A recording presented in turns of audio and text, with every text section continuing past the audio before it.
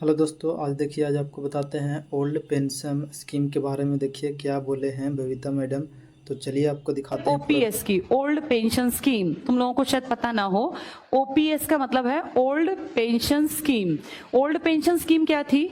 जो आदमी सरकारी नौकरी लग जाता था उसको जितनी वो नौकरी करेगा, जैसे 60 तक तो हर कोई नौकरी कर सकता है, 60 के बाद जब वो रिटायर होता था तो इसको पैसे मिलते थे हर महीने पेंशन के नाम पे।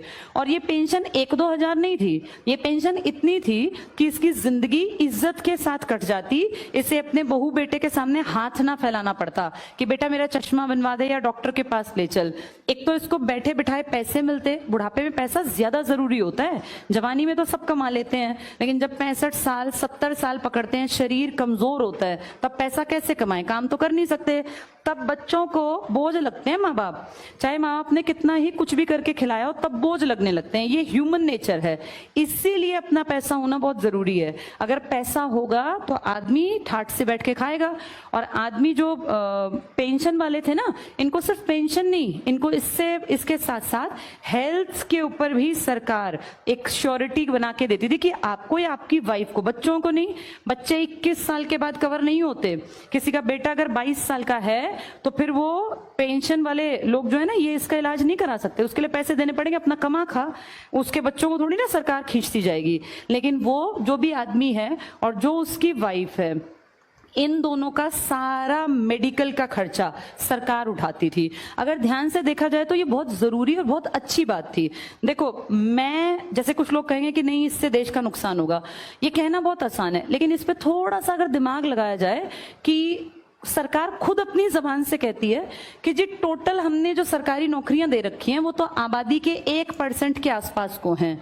तो 1% के आसपास ही तो लोग मांग रहे होंगे पेंशन, फिर क्या दिक्कत है? 50% तो तुम मानते ही नहीं कि लोग काम करते हैं सरकारी। और अगर मान लो हम कहते हैं, ये इनका कहना है आजकल मंत्रियों का इन सबका, कि ओल्ड पेंशन स्कीम से देश को बड़ा नुकसान होगा। तुम जो इतने खर्चे करते हो फालतू के, इतने गबन करते हो, इससे नुकसान नहीं होता।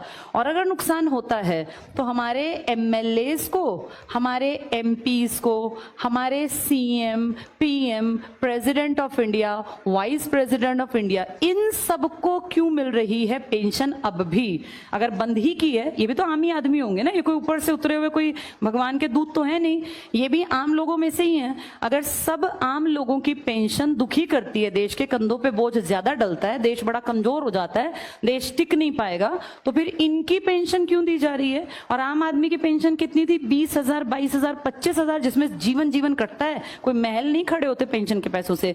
इनकी पेंशन अगर तुम सुन लोगे तुम्हें चक्कर आ जाएगा, क्योंकि इनके लिए पता क्या कर रखा है? आम आदमी जिंदगी भर काम करे, 40 साल, अगर 20 में नौकरी लगा 40 साल, तो पूरी जिंदगी की एक पेंशन। और इनको एक दिन अगर कोई एमएलए बन गया तो पूरी जिंदगी की पेंशन एक दिन की। अगर वो दोबारा बन गया इलेक्शन जीत के तो 2 बार की पेंशन। अगर वो 5 बार बन गया एमएलए तो 5 बार एमएलए की पेंशन।